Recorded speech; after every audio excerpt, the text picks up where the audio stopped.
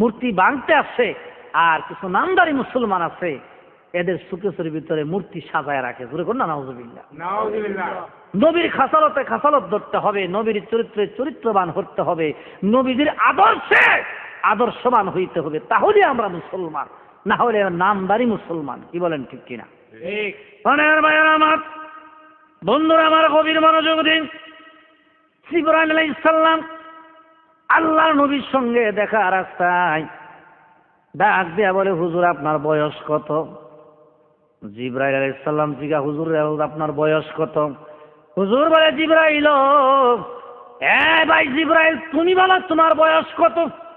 জিবরাইল তো, হুজুর আমার সঠিক বয়স আমি বলতে পারবো না, তবে এই দুনিয়ার মধ্যে আসিয়া সপ্তম আসমানে একটা তারা দেখছি। কি দেখছি? তারা দেখছি। ওই তারাটা ৭২,০০০ বছর পর্যন্ত দুইবার থাকতো, আবার ৭২,০০০ বছর পর্যন্ত ওই তারাটা ভাসমান অবস্থায় থাকতো। আমি জিবরাইল একবার নয় গো, দুইবার নয়, এই তারাটা আমি ৭২ বার দেখেছি। জোরে কোন আলহামদুলিল্লাহ। আমার গভীর মনোযোগ দিন। তাহলে আল্লাহর নবী বলতেছে, জিবরাইল তুমি যে তারাটা দেখছো, এই তারাটা এখন আর দেখোনি। জিবরাইল হুজুর এখন আর এই তারাটা দেখি না। আল্লাহর নবী বললেন, যে তারাটা তুমি দেখছো ওই তারাটাই হলো আমি নবী মুহাম্মদুর রাসূলুল্লাহ সাল্লাল্লাহু আলাইহি ওয়াসাল্লাম। চলো সবাই মদিনাতে রে, চলো সবাই মদিনাতে রে, নূরের নবী দেনের ছবি, নূরের নবী দেনের ছবি, নূরের আলো বয় রে, চলো সবে মদিনাতে রে, চলো সবে মদিনাতে রে। পশ্চিম দিকে নবীর বাড়ি, চলো সবাই তাড়াতাড়ি, পশ্চিম দিকে নবীর বাড়ি, চলো সবাই তাড়াতাড়ি। ৭ সমুদ্র ১৩ নদী, ৭ সমুদ্র ১৩ নদী, পারি আমরা দিব রে, চলো সবে মদিনাতে রে, চলো সবে মদিনাতে রে। দুরূদ শরীফ পড়ুন। আল্লাহুম্মা সাল্লি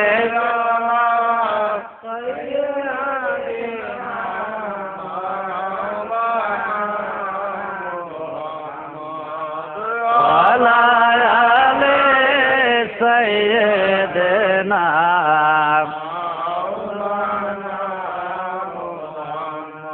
মদিনার দুলাবালে, আমি চোখে দিব সুরমা বলে, যাবে চোখের পর্দা খুলে, দেখব নবী মুস্তাফা। আল্লাহুম্মা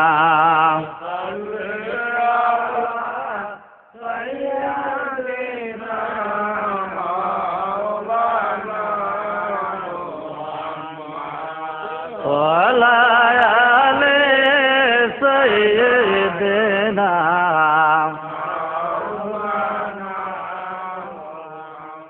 আল্লাহুম্মা সাল্লি আলা সাইয়্যিদিনা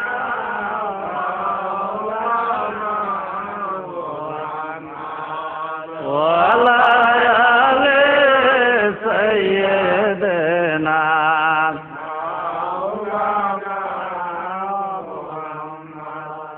আমার বন্ধুগণ, একদিন হুজুর বসে আছে, কতগুলি মৌমাছি হুজুরের সামনে দিয়া যাইতেছে, আর গুনগুন শব্দ করে তারা গান গাইতেছে। আল্লাহর হাবিব ডাক দিয়া বলে, মৌমাছি রে তোমরা কি বলতেছ? মৌমাছিকে, হুজুর আমরা বিভিন্ন ফুল থেকে মধু সংগ্রহ করি, মধু সংগ্রহ করে মধুর শাক বানাই, আর আমরা আপনার উপরে দুরূদ শরীফ পড়ি কন্যা সুবহানাল্লাহ। দুরূদ শরীফ পড়বেন, দুরূদ শরীফ পড়লে নবী রাজি হয়, খুশি হয়। হুজুর এক হাদিস শরীফে ফরমান, যে ব্যক্তি যত বেশি দুরূদ শরীফ পড়বে হাশরের ময়দানে ওই ব্যক্তি তত বেশি আমার কাছাকাছি থাকবে। জোরে কোন সুবহানাল্লাহ।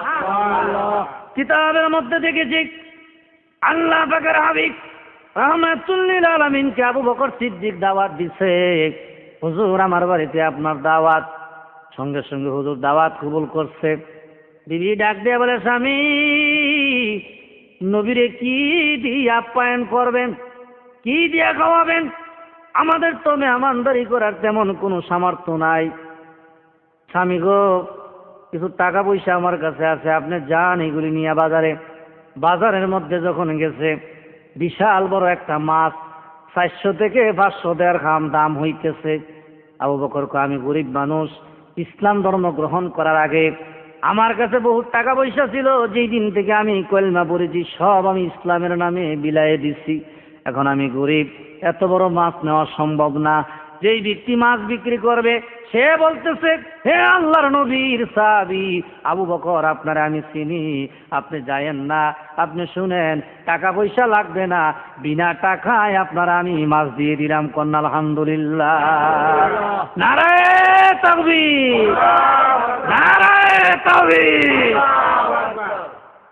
স্লোগান দিলে শয়তান যদি আশেপাশে থাকে, শয়তান কি মাহফিলে আছে না দূরে চলে গেছে? আলহামদুলিল্লাহ। ভাইয়ারা আমার, বন্ধুরা আমার, মাছ বাড়িতে আনলেন। বিবিরা ডাক দিয়ে বললেন, বিবি মাছটাকে সুন্দর করিয়া টুকরা টুকরা করে গরম তৈলের মধ্যে এটা ভাজি করে নিয়ে আসো, আল্লাহর নবীরে খাওয়াবো। মাছটা যখন বাজি করতে গেছে, মাছ গরম তৈলের মধ্যে হাডাহাডি আরম্ভ করে দিছে। আপনারা যখন বাজার থেকে মাছ আনেন, তখন আমাদের বোনেরা এই মাছটা যখন রান্না করে, এটা রান্না হয়ে যায় কি হয়ে যায় না? রান্না হয়, কারণ আগুনের মধ্যে যেটা পড়ে সব হালাল হয়ে যায়। এই মাছ রান্না হয় না। আবু বকরের মাছ রান্না হয় না। আল্লাহর নবীর সামনে গেলেন, নবীজি জানে কি জানে না মাছ যে কেন রান্না হয় না? জানে। আল্লাহর নবী ডাক দিয়ে বলেন, আবু বকর সিদ্দিক রে, বাবা, এই মাছটা তো একটা সাগরের মধ্যে না খাইতে না খাইতে শুকায় গেছে। সাগরের থেকে নদীর পানির ভিতর দিয়ে হাঁটতেছে। এক পর্যায়ে আমার এক সাহাবী ওই পানির মধ্যে জাল পাচ্ছে, ওই জালের মধ্যে এই মাছ আটকা পড়েছে। সাহাবী আমার উপরে দুরূদ শরীফ পড়তো। হে বাবা আবু বকর, এই মাছ দুরূদ শরীফ শুনতো। যেই মাছ দুরূদ শরীফ শুনে রে, দুনিয়ার আগুন তো একটা সাধারণ আগুন, তারে তো ফুরাইতে পারছি না, আল্লাহর জাহান্নামের আগুনও ফুরাইবে না। জোরে কন্যা সুবহানাল্লাহ। বন্ধুগণ আমার, দুরূদ শরীফ পড়বেন। দুরূদ শরীফে যদি বেশি করে পড়েন, আমার আল্লাহর নবীর সঙ্গে একদিন না একদিন আপনার সাক্ষাৎ হয়ে যাবে। আর নবীদের যদি দেখতে পারেন, আপনার এই জীবন ধন্য হয়ে যাবে, আপনার আখিরাতের রাস্তা আপনার জন্য ক্লিয়ার। জোরে কোন সুবহানাল্লাহ। প্রাণের ভাইয়েরা আমার, বন্ধুরা আমার, গভীর মনোযোগ দিন। আমার হুজুর একদিন রাস্তা নিয়ে হেঁটে যা, একটা হরিণ এক ইহুদির জালের মধ্যে আটকা পড়েছে। হরিণ আমার নবীরে দেখে বলে, হুজুর এই ইহুদি আমারে আটকা রাখছে, হুজুর যদি আপনি একটু আমার জামিনদার হন, আপনি যদি কিছুক্ষণ এখানে অবস্থান করেন, বনের মধ্যে আমার 2টা বাচ্চারাই গাছছি, তাদের আমি দুধ পান করাইয়া শেষ বিদায় নিয়ে আমি আপনার কাছে চলে আসব, আপনি চলে যাবেন। আল্লাহর নবী হরিণের কথা বুঝে কি বুঝে না? কি বলেন, বুঝে কি বুঝে না? আল্লাহর নবী রে হরিণটা চিনি কি চিনে না? চিনে।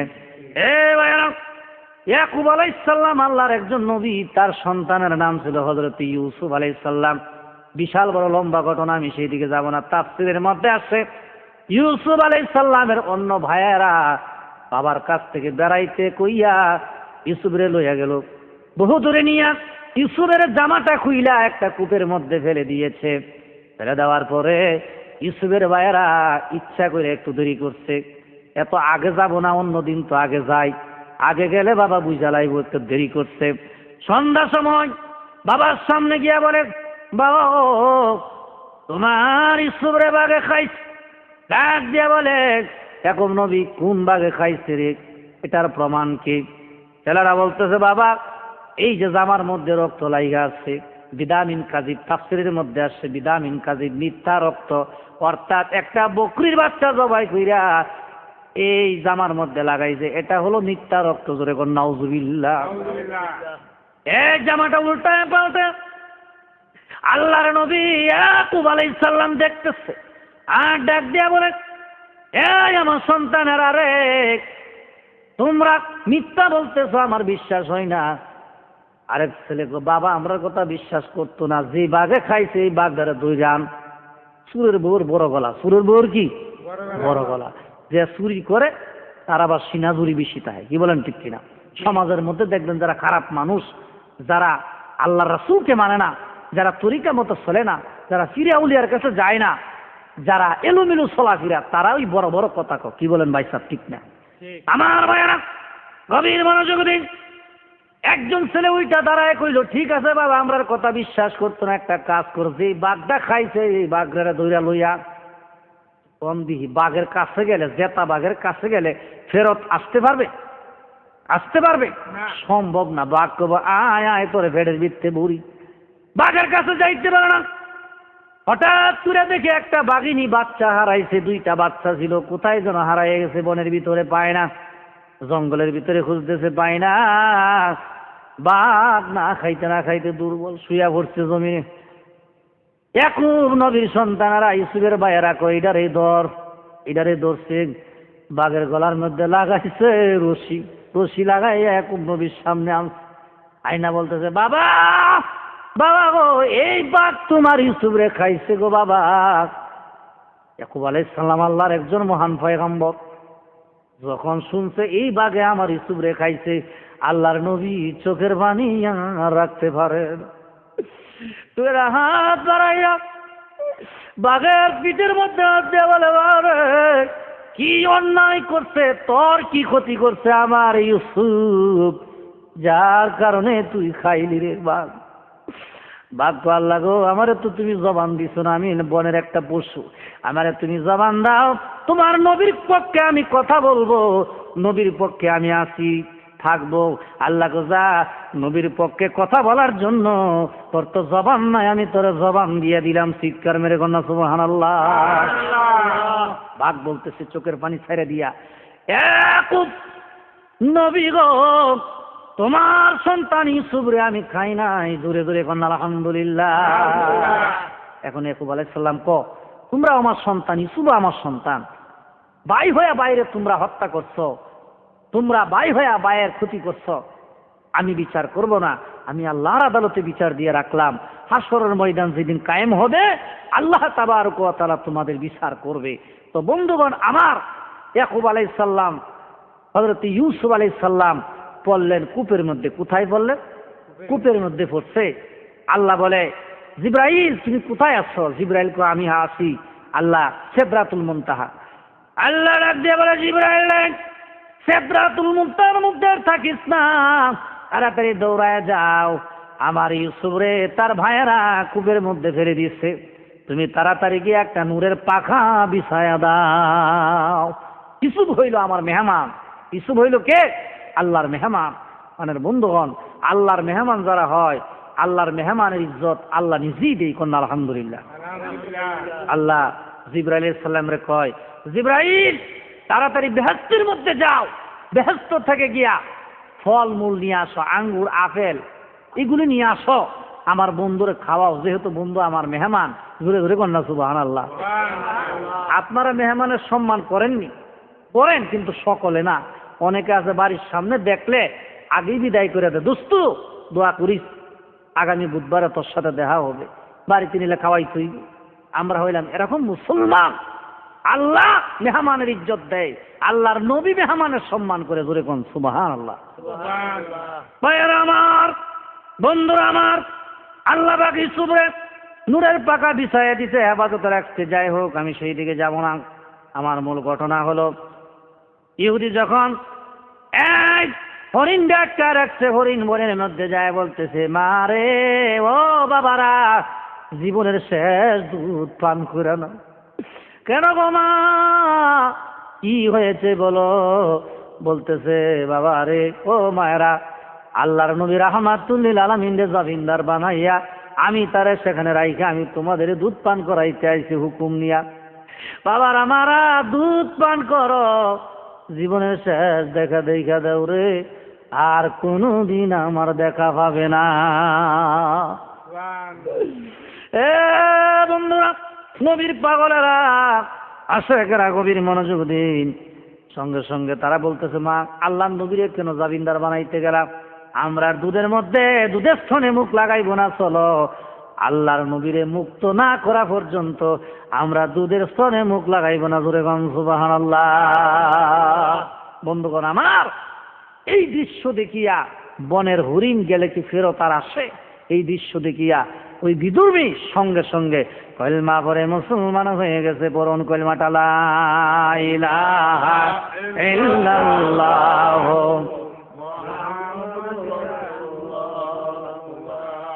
কলমা যখন পড়বেন মহব্বতে পড়বেন।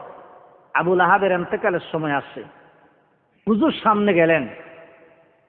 নবীজির যেহেতু চাচা ছিলেন আবু লাহাব, হুজুর বলতেছে, চাচা আমি আপনার ভাতিজা, আপনি আমার চাচা, আমি দেখতেছি আজরাইল আপনার সামনে এসে গেছে, আপনি কলমাটা পড়েন, মুসলমান হয়ে যান। আমি কত মানুষের মুসলমান বানাইলাম, বড় আফসোস লাগে আপনার জন্য। আমি আপনার ভাতিজা মুহাম্মদুর রাসূলুল্লাহ সাল্লাল্লাহু আলাইহি ওয়াসাল্লাম ওয়াদা দিলাম, আসরের ময়দানে আপনার না লই আমি জান্নাতে যাব না। সঙ্গে সঙ্গে ভাতিজা আমার একটু সময় দাও। কি দাও? একটু সময় দাও, চিন্তা ভাবনা করে লই তোমার কলমা পড়া যাবে কি যাবে না, একটা চিন্তা ভাবনা আমি করি। অনেকক্ষণ চিন্তা ভাবনা কইরা কো, বাবা আমি তো হইলাম কুরাইশ বংশের নেতাগিরি করছি, তোমার কলমা যদি আমি পড়ি আমি খেতা হইয়া যাবো। কি হইয়া যাবো? খেতা। খেতা হয়ে আমি মরতে চাই না, আমি নেতা হয়ে মরতে চাই। আল্লাহ কোরআন শরীফের মধ্যে ডাইরেক্ট বলতেছে, বিসমিল্লাহির রাহমানির রহিম, ইন্নাল মুনাফিকিনা ফিদ-দারকিল আসফালি মিনান নার ওয়া লান তাজিদা লাহুম নাসীরা। নিশ্চয়ই মুনাফিকদের স্থান হবে জাহান্নামের নিম্নস্থলে এবং তারা কোনো সাহায্যকারী পাবে না। আল্লাহর নবীরে আবু লাহাব মহব্বত করছিল। কেমনে? নবী দুনিয়াতে যখন আসে এই খবরটা পাইয়া আবু লাহাব সঙ্গে সঙ্গে যে খবরটা দিছিল, যে দাসী তারে মুক্ত করে দিছিল। আবু লাহাব ইন্তেকালের সময় একজন সাহাবী স্বপ্নে দেখতেছে, আবু লাহাব তুমি কি সুখে আছো না দুঃখে আছো? তুমি কি জাহান্নামে আছো না জান্নাতে আছো? স্বপ্নে দেখতেছে আবু লাহাব বলতেছে, আমি জাহান্নামে আছি। শুনে রাখো, আল্লাহর নবী আমার ভাতিজা মুহাম্মদ সাল্লাল্লাহু আলাইহি সাল্লাম যেদিন দুনিয়ার মধ্যে আসে, আসার কারণে যে সংবাদটা আমারে দিছিল, সোমবার দিন ছিল, এই সংবাদটা সোমবারে দিছিল। দেওয়ার পরে আমি তারে আজাদ করে দিছিলাম, গোলাম থেকে তারে আজাদ বানাইয়া দিলাম। এই কারণে আল্লাহ পাক আমার উপরে এত একটা আহসান করে, প্রতি সোমবার যখন আসে রে আমার আজাবটা একটু লাগবে হয়। যেই আঙ্গুল দিয়ে আমি তারে মুক্ত করে আজাদ করে দিছিলাম, এই আঙ্গুল থেকে একটু মধুর মতো বাইর হয়। জাহান্নামের মধ্যে কত আজাব তার কোনো শেষ নাই। এই মধুরা আমি চারটা পান করি। ধরে কন্যা আলহামদুলিল্লাহ। নবীরে তিল পরিমাণ যাররা পরিমাণ যদি কেউ মহব্বত করে, তার মহব্বত বেতা যাবে না। আল্লাহ পাক অবশ্যই সেটা আল্লাহর নবীর দরবারে কবুল করবে। আল্লাহ পাক আমাদের নবীজির মহব্বতকে, নবীজিকে মহব্বত করার তৌফিক দান করুক। সকলে বলেন আমিন। দুনিয়াতে যত সাহাবায়ে কেরাম আসছে সকলে আমার নবীর পাগল। দুনিয়াতে যত ওলি গাউস কুতুব আসছে সকলেই নবীর পাগল। নবীরে মাইনাস করে কেউ ওলি আল্লাহ হইতে পারে নাই। জোরে বলেন, পারছে? কেউ পারবে না, কোনোদিন পারে নাই, আর পারবেও না। রাবিয়া বলছি আল্লাহর এক বান্দি ছিল 400 রাকাত নামাজ পড়তো। কয়শো রাকাত? আপনাদের এলাকার রাবিয়ারা 400 রাকাত নামাজ পড়েনি, ধারে কাছেও নাই। রাবিয়া বলছি 400 রাকাত নামাজ পড়তো। এক পর্যায়ে রাবিয়া আবার ঘর জিয়ারত করতে যাইতেছে। আমার মাবুদ ডাক দিয়া বলে, কাবারে তুই রাবিয়ার বাড়ির সামনে চইলা যা। রাবিয়া বলছি, গো কাবারে তুমি কেন আসছ? কাবা বলতেছে, রাবিয়া গো তুমি যে আল্লাহর পাগল গো রাবিয়া, সেই আল্লাহ আমারে পাঠাইছে। রাবিয়া বলছি আমি তো তোর আল্লাহর পাগল না। কাবা শরীফ কয় রাবিয়া তুমি যে কাবার পাগল, এই কাবা তোমার সামনে এখন উপস্থিত। রাবিয়া কয় আমি কাবার পাগল না। কাবা শরীফ কয় রাবিয়া বুঝতে পেরেছি তুমি জান্নাতের পাগল, এই জন্যই আল্লাহ পাক আমারে পাঠাইছে। সঙ্গে সঙ্গে রাবিয়া বলছি কয় কাবা আবুল তাবুল বইল না, আমি জান্নাতেরও পাগল না, তোমার আল্লাহরও পাগল না, আমি কাবারও পাগল না, আমি হইলাম দু জাহানের বাদশা নবী মুহাম্মদুর রাসূলুল্লাহ সাল্লাল্লাহু আলাইহি ওয়াসাল্লামের পাগল। বল আলহামদুলিল্লাহ। আলহামদুলিল্লাহ। আল্লাহর ওলি যারা, আল্লাহর প্রেমিক যারা, সকলে আমার নবীর পাগল। নবীরে তারা নবীরে মহব্বত করে ভালোবেসে তারা জান্নাতের মধ্যে ঘুমায় রয়েছে। কন্যা সুবহানাল্লাহ। সুবহানাল্লাহ। ভাইয়ারা আমার, বন্ধুরা আমার, আল্লাহর নবী একদিন বেলালকে বললেন, বেলাল রে কাবা শরীফের ছাদের উপরে উঠে আযান দাও। হযরত বিলাল রাদিয়াল্লাহু তাআলা আনহু কাবা শরীফের ছাদের উপরে উঠছে। এখন বেলালকে হুজুর গো আমরা যখন আযান দেই কাবা থাকে সামনে, এখন তো কাবা আমার নিচে, আমি কোন দিকে ফিরে আযান দিব?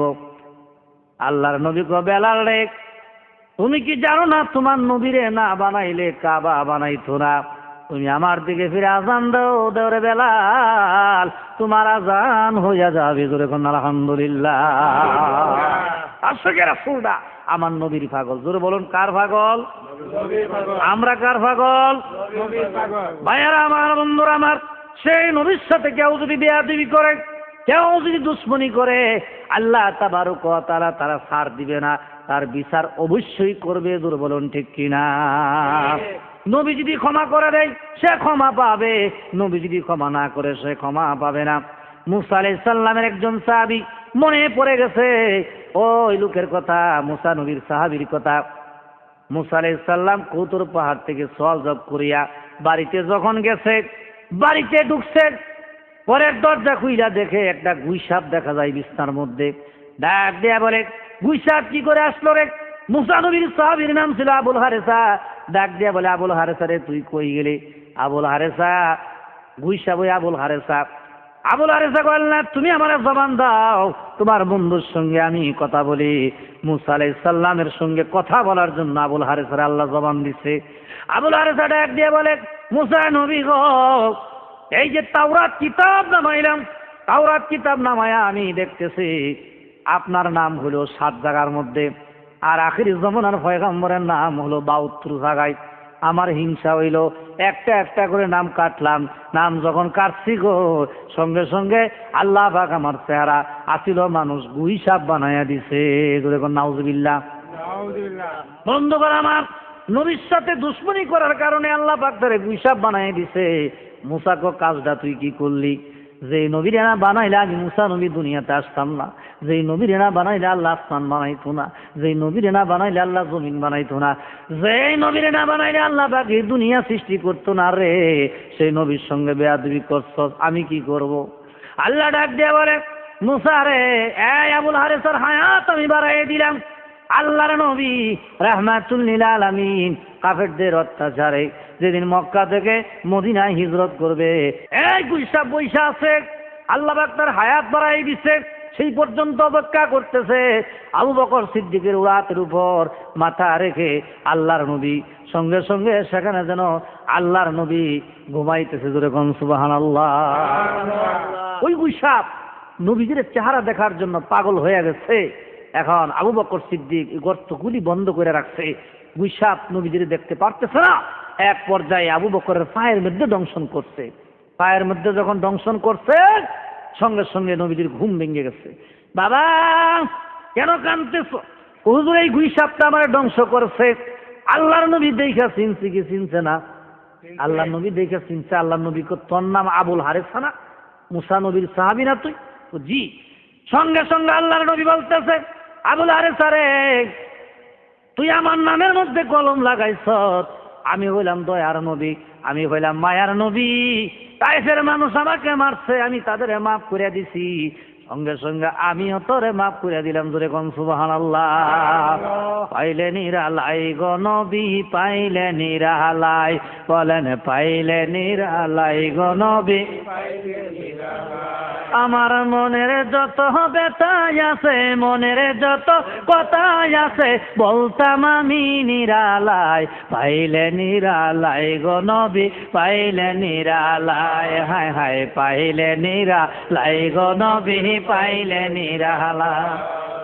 এবার নবীর সঙ্গে কালেকশন লাগান, নবীজিরে মহব্বত করেন, পীর আউলিয়ারে ভালোবাসেন, পীর আউলিয়াদের কাছে যাবেন। পীর আউলিয়াদের কাছে গেলে একজন অলির সহবতে কেউ যদি 1 সেকেন্ড বসে থাকে, আল্লাহ পাক তারে 60 বছরের নফল ইবাদতের সওয়াব দিবে। জোরে কোন সুবহানাল্লাহ। তার তু গায়ে হামনি সিনি বাকুদা তুনি সিনে দর হুজুরে আউলিয়া। তুমি যদি ওলি হইতে চাও, মাওলানা রুমি রহমতুল্লাহ আলাইহি বলে, তাহলে ওলি আল্লাহর কাছে যাও। জোরে কোন সুবহানাল্লাহ। মানে বন্ধুগণ আমার, আলোচনার দীর্ঘায়িত করব না। মাহফিল কমিটি আমার যে সময় দিছিল ভাই সাহেব, সেই সময় অতিবাহিত হয়ে গেছে। যাই হোক, ইনশাআল্লাহ বিদায় নিব, কিন্তু যাওয়ার